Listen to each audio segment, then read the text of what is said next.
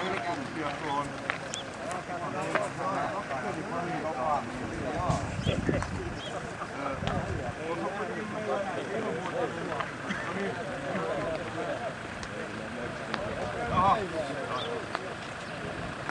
Meillä on viimevuotinen kapteeni tässä mukana ja saatiin hyvää palautetta.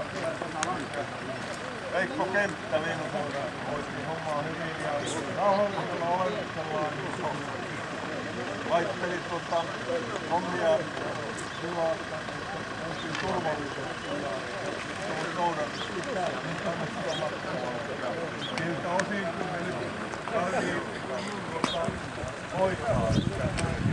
Tietenkin vähän soveltaa, että on hyvää myötätuulta kirjaimellisesti sitä, mutta kuitenkaan niin ei tässä mitään palkittaa, jos olette liian aikaisin vielä.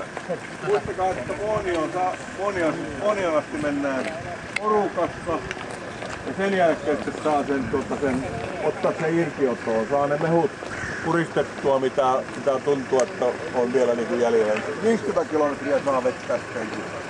Niin kuin sielu sietää, taikka sitten seurustella toisten kanssa ja puristella menee. Kylmässä oli